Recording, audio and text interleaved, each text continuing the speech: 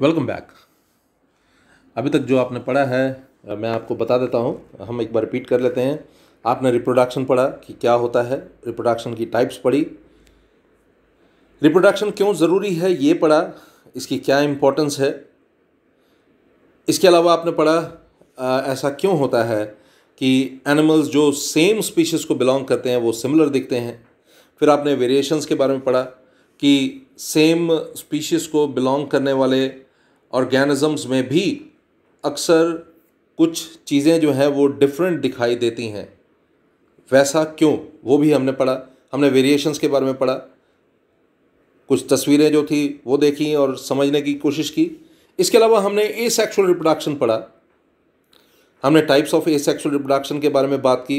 हमने देखा, पिछले लेक्चर में हमने देखा कि fission, fragmentation, regeneration, budding, spore formation, vegetative propagation in plants, propagation by tissue culture, ये सभी टाइप्स हैं एसेक्सुअल रिप्रोडक्शन के। फिजन मैंने आपको डिटेल में समझाने की कोशिश की कि क्या होता है और उसकी टाइप्स के बारे में भी बताया। बाइनरी फिजन, उसमें कौन से स्टेप्स इन्वॉल्व होते हैं, डायग्राम्स की हेल्प से समझा। एडवांटेजेस क्या होते हैं बाइनरी फिजन के, ये पढ़ा। डिसएडवांटेजेस क्या होते हैं बाइनरी फिजन के, ये भी पढ़ा। फिर हमने पढ़ा कि मल्टीपल फिजन क्या होता है, उसमें क्या स्टेप्स जो हैं वो इन्वॉल्व होते हैं, ये हमने बात की। बाइनरी फिजन और मल्टीपल फिजन किस तरह से एक दूसरे से अलग हैं, इसके बारे में भी हमने बात की। पिक्चर की हेल्प से समझने की कोशिश की। और अब जो हम टॉपिक पढ़ने जा रहे हैं ये है टॉपिक फ्रेगमेंटेशन। देखिए इस टॉपिक को और अभी आने वाले एक टॉपिक जो इसके अगला टॉपिक है रीजनरेशन, इसको बड़े ध्यान से आप समझिएगा, क्योंकि अक्सर लोग फ्रेगमेंटेशन और रीजनरेशन, ये दो रिप्रोडक्शन के टाइप्स हैं, इनको लेकर कंफ्यूज्ड रहते हैं। तो कोशिश करूंगा कि आप किसी तरह से भी कंफ्यूज ना हो और इन दोनों में अंतर क्या है वो भी मैं आपको स्पष्ट करने की कोशिश करूंगा कि पता लगे कि इन दोनों में क्या डिफरेंस है। तो सबसे पहले हम बात करते हैं फ्रेगमेंटेशन की। फ्रेगमेंटेशन होता क्या है, what do you mean by fragmentation.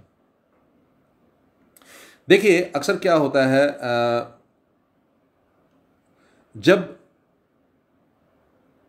एक मल्टीसेलुलर ऑर्गेनिज्म में, सिंपल मल्टीसेलुलर ऑर्गेनिज्म में, ठीक है, कॉम्प्लेक्स मल्टीसेलुलर ऑर्गेनिज्म में नहीं, हम लोग कॉम्प्लेक्स मल्टीसेलुलर ऑर्गेनिजम्स हैं, हम में नहीं, सिंपल मल्टीसेलुलर ऑर्गेनिज्म जो एक ही तरह के सेल से बने हो, जिन सेल्स का ओरिजिन सेम हो, जिनका शेप सेम हो, जो एक ही फंक्शन परफॉर्म कर रहे हो, मैं उनके बारे में बात कर रहा हूँ। ऐसे ऑर्गेनिजम्स जो मल्टीसेलुलर तो हैं लेकिन सिंपल मल्टीसेलुलर ऑर्गेनिजम्स हैं, उनमें अक्सर क्या होता है, their body break into two or more parts. When their body matures, it breaks into two or more parts, two or more pieces. And these two or more pieces, हर piece जो है क्या होता है, एक कंप्लीट नए organism में बदल जाता है। मतलब ये कि एक सिंपल मल्टीसेलुलर ऑर्गेनिज्म का एक पार्ट टूटता है और वो पार्ट जो है, मतलब वो दो पार्ट्स में बट गया ना, और वो दोनों पार्ट्स जो हैं नए ऑर्गेनिज्म की तरह ग्रो करने लग जाते हैं। This is known as fragmentation. अब इसमें एक बहुत ही मशहूर एग्जाम्पल है फ्रेगमेंटेशन की, और ये एग्जाम्पल है स्पायरोजेरा। देखिए ये एक ग्रीन एल्गी है, एक ग्रीन एल्गी है ये, ठीक है, जो अक्सर फ्रेश वाटर के ऊपर फ्लोट करता रहता है। पॉन्ड्स देखे होंगे आपने, पॉन्ड्स के ऊपर, फ्रेश वाटर के ऊपर ये फ्लोट करता है। मैं फिर से रिपीट कर दूं, हम फ्रेगमेंटेशन की एग्जाम्पल पढ़ रहे हैं और मैंने बताया कि ये एग्जाम्पल जो आप स्टडी कर रहे हैं ये ग्रीन एल्गी है जो फ्रेश वाटर में पाई जाती है, और माइक्रोस्कोप के नीचे अगर आप देखेंगे तो ये कुछ इस तरह से दिखाई देगी। आप देख रहे हैं ये बहुत सारे बीड्स दिख रहे हैं आपको, ये बीड्स की तरह दिखाई दे रहा है। ये देखिए ये सारे बीड्स हैं, है ना, बीड्स की तरह दिखाई दे रहे हैं। किस तरह के बीड्स हैं, रेक्टेंगुलर बीड्स हैं। और ये अगर आप इंडिविजुअल देखेंगे ना, ये एक जो है इस तरह से दिखाई दे रहा है ना, ये इस तरह से है। ओके, अगर आप ध्यान से देखें तो ये बाहर वाला पोर्शन जो है इसको सेल वॉल ये है, ये अंदर ये येलो वाला पोर्शन जो आप देख पा रहे हैं ये है न्यूक्लियस, और इसके अलावा इसमें वैक्यूल्स भी आपको दिखाई दे रहे होंगे, ठीक है जी। इन सब को मिलाकर एक फिलामेंट की फॉर्मेशन होती है। मतलब इस तरह के बहुत सारे रेक्टेंगुलर पार्ट्स को मिलाकर आप देख रहे होंगे ये एक फिलामेंट की फॉर्मेशन हुई है। ये सब देखिए अलग अलग तरह के इन रेक्टेंगुलर पार्ट से बने हुए हैं। ये रेक्टेंगुलर पार्ट, बहुत सारे रेक्टेंगुलर पार्ट्स को जोड़कर ये इस तरह से बना हुआ है ना। तो फिलामेंट कहते हैं हम इसको। तो अगर आप इसको काट देंगे तो कुछ इस तरह से, ये एक पार्ट में काटा, ये दूसरा पार्ट है और ये तीसरा पार्ट है। तो ये तीनों पार्ट्स जो हैं ये इंडिविजुअली अलग से एक नए ऑर्गेनिज्म में कन्वर्ट हो जाएंगे। आप देखिए ये पार्ट आपने काटा, इसको हम बोलते हैं फ्रेगमेंट्स। जिन पार्ट्स में आपने इनको काटा है, डिवाइड किया है, इन पार्ट्स को वी कॉल देम फ्रेगमेंट्स। ठीक है। तो ये पहला फ्रेगमेंट जो है it grows into this organism. ये दूसरा फ्रेगमेंट जो है it grows into this organism. ये तीसरा फ्रेगमेंट जो है it grows into this organism. तो इस तरह से एक स्पायरोजेरा जो है वो, आप देखिए अगर आपने 3 पार्ट्स में उसको काटा, यानी 3 फ्रेगमेंट्स अगर आपने बनाए हैं, तो वो 3 नए ऑर्गेनिजम्स की फॉर्मेशन कर रहा है ना। ये है पहला ऑर्गेनिज्म, ये है दूसरा ऑर्गेनिज्म और ये है तीसरा ऑर्गेनिज्म। तो 3 नए ऑर्गेनिजम्स में ये तो एग्जाम्पल आई एम श्योर कि आपको समझ आ गई होगी। मैं फिर भी बता देता हूँ कि फ्रेगमेंटेशन होता क्या है। फ्रेगमेंटेशन में क्या होता है, एक सिंपल मल्टी सेलुलर ऑर्गेनिज्म जो है वो अगर 2 या 3 पार्ट्स में काट दिया जाता है मैच्योर होने के बाद, तो वो तीनों पार्ट्स जो हैं वो अलग से ऑर्गेनिजम्स में कन्वर्ट हो जाते हैं, जैसा मैंने यहाँ पर एग्जाम्पल में आपको बताया। आगे चलते हैं, हम बात करते हैं एडवांटेजेस की। क्या इसका कोई एडवांटेजेस हो सकता है? अब देखिए एडवांटेजेस तो ऐसा है, अपने आप में ये कितना एडवांटेजियस है। एक्सीडेंटली या जानबूझकर एक ऑर्गेनिज्म जो है 2 टुकड़ों में बट गया और फिर भी वो ख़त्म नहीं हुआ, है ना। ये नहीं हुआ कि उसकी मौत होगी, नहीं, वो मरा नहीं बल्कि 2 नए ऑर्गेनिजम्स में कन्वर्ट हो गया। तो अपने आप में देखिए कितना बड़ा एडवांटेज है ये। Secondly, in comparison to other mode of reproduction it is simple and convenient. ये कितना आसान है, सिंपल है, कन्वीनियंट है। लेकिन डिसएडवांटेजेस तो है ही है। एसेक्सुअल रिप्रोडक्शन की जो भी डिसएडवांटेजेस होती हैं वो सभी डिसएडवांटेजेस इसके साथ जुड़ी हुई हैं। लेकिन इसके अलावा एक और चीज़, जैसा कि हमने पहले भी बताया, इस केस में वेरिएशन नहीं हो सकती। जेनेटिक डाइवर्सिटी जो है उसका होने का चांसेस जो है बहुत कम है। और ये पूरी तरह से these are more vulnerable to changing environments, parasites and diseases, या वो मैंने आपको बताया था म्यूटेशन के कारण इसके अंदर जो चेंजेस आ सकती हैं वो हो सकता है। ये बहुत बड़ी डिसएडवांटेज है। ठीक है, आप याद रखिए ये बहुत बड़ी डिसएडवांटेज है। ठीक है, एडवांटेजेस तो हमने बात कर ली। अब ये जो मैंने बात की डिसएडवांटेजेस की बात की, तो आगे चलते हैं। तो आपने पढ़ा फ्रेगमेंटेशन क्या होता है, फिर हमने एग्जाम्पल पढ़ी फ्रेगमेंटेशन की, फिर हमने जो एग्जाम्पल पढ़ी उसको एक डायग्राम की हेल्प से समझने की कोशिश की, और फिर हमने एडवांटेजेस की बात की कि क्या एडवांटेजेस होती है इसकी फ्रेगमेंटेशन की, और फिर हमने डिसएडवांटेजेस की बात की। अब हम बात करेंगे एक नए टॉपिक की, रीजनरेशन। देखिए अक्सर रीजनरेशन जो है ना बड़ा ही एक कॉमन फिनोमेना है। आपको मैं बताऊं, रीजनरेशन एक ऐसा कॉमन फिनोमेना, आपकी अपनी बॉडी में रीजनरेशन इतना कॉमन है कि आपको पता भी नहीं चलता। आपको मैं एक छोटी सी एग्जांपल देकर बात समझाता हूं। देखिए रीजनरेशन, एक्चुअली हम रीजनरेशन किसको कहते हैं? थोड़ा सा स्किन डैमेज होती है और स्किन का वो पार्ट जो है रीजनरेट हो जाता है। नाखून आप काट देते हैं, नाखून फिर से ग्रो कर जाता है, रीजनरेट हो जाता है ना। आपने नाखून काटा, काट कर उसको फेंक दिया, जो कट कर अलग हो गया वो तो यूजलेस है, लेकिन नाखून जो आपने काट दिया था वो फिर से ग्रो कर जाएगा। क्यों ग्रो कर जाएगा? रीजनरेशन है ये, this is known as regeneration. अब यहाँ पर एक छोटी सी एग्जांपल से मैं बात आपको समझाता हूँ। अभी आप थोड़ा सा हैरान होंगे कि मैं तो रीजनरेशन रिप्रोडक्शन में पढ़ा रहा हूँ, और यहाँ पर जो मैं आपको बता रहा हूँ, मैं बता रहा हूँ कि ये कॉमन फिनोमेना है। तो किस तरह से ये कॉमन फिनोमेना है इसके बारे में मैं अभी आपको बताऊँगा थोड़ा डिटेल में, लेकिन अभी पहले आप एक एग्जाम्पल से समझिए। ये एक लिजर्ड है, ठीक है, कॉमन लिजर्ड। वैसे लेकिन यहाँ पर जो एग्जांपल दी गई है ये एक लेपर्ड गेको की है, ठीक है। तो ज़रा देखिए, मैं आपको इसके बारे में बता रहा हूँ। एक लिजर्ड जो है उसके पीछे जब कोई जानवर पड़ जाता है तो उस जानवर को डराने के लिए इसके पास एक टेक्निक है, और वो टेक्निक क्या है, ये जो इसकी टेल होती है, ये टेल कट कर अलग हो जाती है। तो आप सोचिए, एक लिजर्ड, बड़ी सी लिजर्ड आगे भाग रही है, आप पीछे उसके भाग रहे हैं, अचानक उसकी टेल अलग हो जाती है और लिजर्ड आगे भाग जाती है, तो डेफिनेटली आप उसको देखकर डर जाएंगे। तो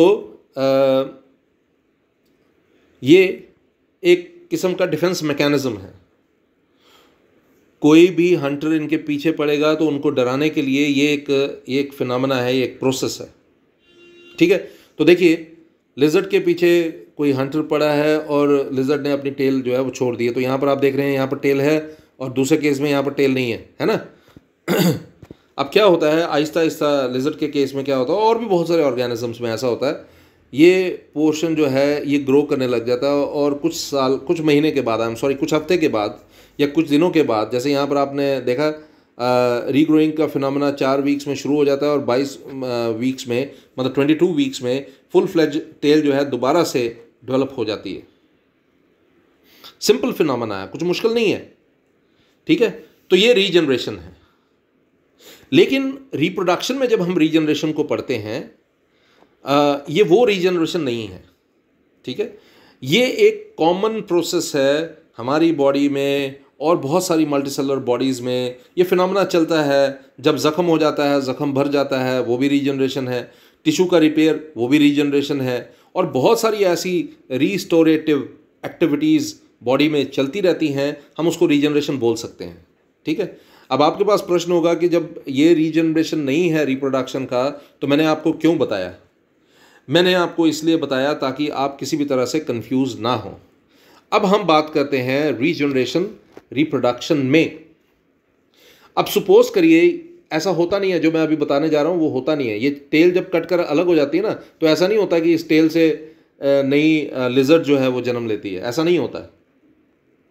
लेकिन अगर ऐसा हो सकता होता कि इस टेल से एक नई लिजर्ड अगर जन्म ले लेती, तो हम इस रीजनरेशन को भी रिप्रोडक्शन का ही फिनोमेना कंसीडर करते।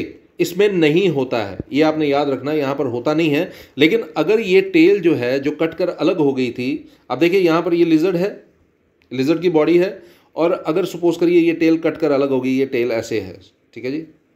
अब सपोज करिए ये टेल है, अब ये कट कर अलग हो गई है, और इस टेल से इसके आगे लिजर्ड जो है वो बन जाती है, मतलब लिजर्ड डेवलप हो जाती है।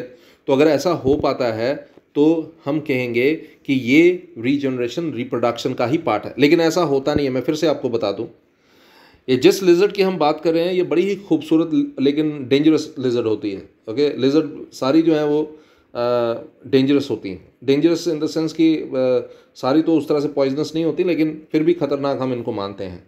और अगर ये जिस लिजर्ड की हम बात कर रहे हैं, ये लेपर्ड लिजर्ड है, लेपर्ड गेको बोलते हैं इसको, तो ये देखने में बहुत खूबसूरत होती है।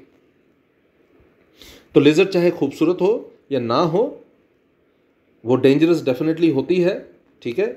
इसलिए इससे हमेशा डिस्टेंस बनाना चाहिए। लेकिन यहाँ पर जो हम फिनोमेना बता रहे हैं रीजनरेशन का, वो फिनोमेना आप समझ रहे होंगे।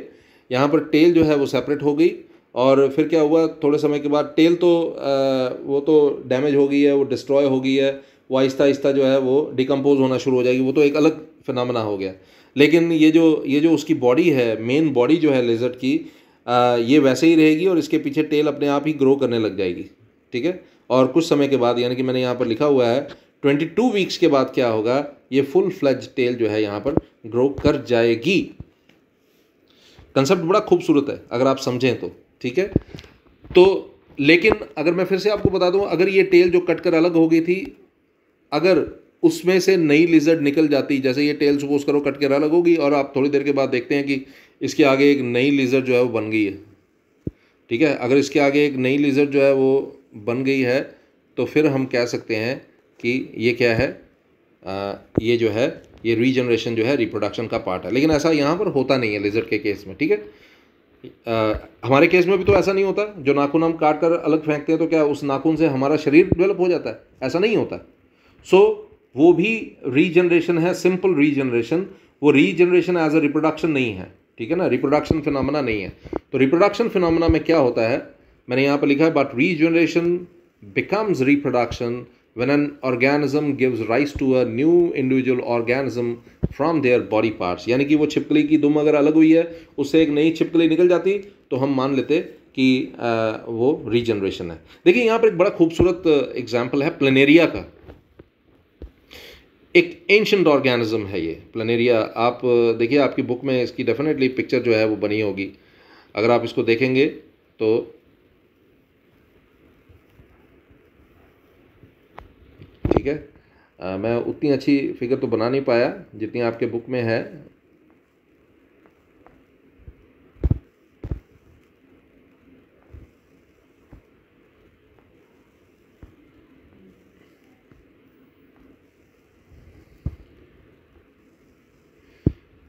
ठीक है जी, ये इस तरह से है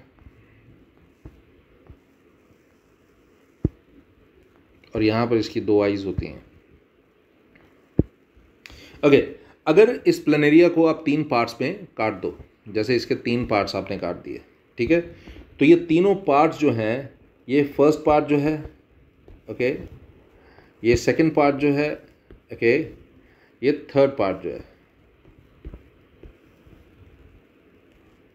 मैं फिर से बता दूं आपको, ये आपने यहाँ पर क्या किया, एक प्लेनेरिया था, उसको 3 हिस्सों में आपने बांट दिया है, फर्स्ट पार्ट, सेकंड पार्ट और थर्ड पार्ट, ठीक है। मैं आपको एक सिर्फ रिप्रेजेंटेशन दे रहा हूँ, ये प्लेनेरिया इस तरह का नहीं होता है। सपोज करिए ये प्लेनेरिया है, अब आपने प्लेनेरिया को क्या किया, 3 पार्ट्स में बांट दिया, एक पार्ट ये है, एक पार्ट ये है और एक पार्ट ये है, तो 3 पार्ट्स में आपने प्लेनेरिया को बांट दिया। तो ये फर्स्ट पार्ट है, ये सेकंड पार्ट है, ये थर्ड पार्ट है। तो ये फर्स्ट पार्ट एक नया प्लेनेरिया बना देगा, ये सेकंड पार्ट भी एक नया प्लेनेरिया बना देगा, ये थर्ड पार्ट भी एक नया प्लेनेरिया बना देगा। यानी कि एक प्लेनेरिया है, उस एक प्लेनेरिया से आपने 3 नए प्लेनेरिया जो हैं वो बना दिए। So what is this? This is regeneration. And why do we call it, why are we going to take it studying it under reproduction? Because in this case, what is going to happen, from a part of the body, whole organism is going to be developed। एक पूरी complete जो organism है उसका जन्म हो रहा है एक सिंपल पार्ट से। आई एम श्योर कि रीजनरेशन आपको मज़ेदार लगा होगा। रीजनरेशन में आपने देखा, रीजनरेशन और फ्रेगमेंटेशन में क्या समानता है, रीजनरेशन और फ्रेगमेंटेशन में आपने समानता देखी होगी। इसमें भी क्या होता है, आपने काट कर अलग किया और नया ऑर्गेनिज्म बन गया, और इसमें भी देखा आपने काट कर अलग किया और नया ऑर्गेनिज्म बन गया, ठीक है। लेकिन डेफिनेटली इसमें अंतर भी बहुत ज़्यादा है। आप फ्रेगमेंटेशन और रीजनरेशन को लेकर आपको कन्फ्यूजन नहीं होना चाहिए। तो सिंस कन्फ्यूजन नहीं होना चाहिए, मैंने इसलिए इसका अलग से डिफरेंस जो है वो आपके लिए तैयार किया। आप ध्यान से देखिएगा, ये पहला डिफरेंस है, process of breaking an organism into several pieces. जितने मर्जी पीसेस आप कर लीजिए, capable of growing into new individuals. लेकिन रीजनरेशन में ऐसा नहीं होता है, ठीक है। Regeneration is a regrowth of a broken part of the body. तो फ्रेगमेंटेशन क्या है? It is a process of breaking an organism into several pieces which are capable of growing into new individuals, and in regeneration it is a regrowth of a broken part of the body। एक broken part है वो regrow करता है, तो हम इसको बोलते हैं regeneration। एक और part देखिए फ्रेगमेंटेशन में, this can be seen only in vertebrate forms। this can be seen only in invertebrate forms। ये सिर्फ इनवर्टिब्रेट्स में होता है, लेकिन ऐसा इसके केस में नहीं होता। ये वर्टिब्रेट्स में भी होता है और इनवर्टिब्रेट्स में भी होता है। ये एक मेथड है रिप्रोडक्शन का, फ्रेगमेंटेशन का मैंने आपको बताया, ये मेथड है रिप्रोडक्शन का। लेकिन ये जो है it is used as a reproduction, ये सिर्फ रिप्रोडक्शन में एक स्पेशल केस में ही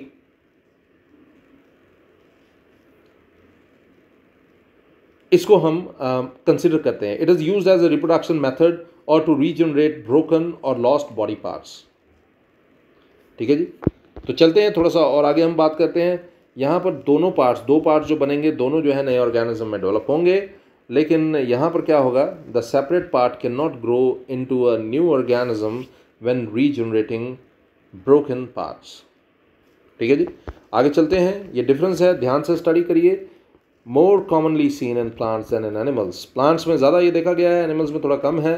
इसके साथ ऐसा नहीं है, more commonly seen in animals than in plants, इसको प्लांट्स में कम देखा गया, एनिमल्स में इसको ज़्यादा देखा गया।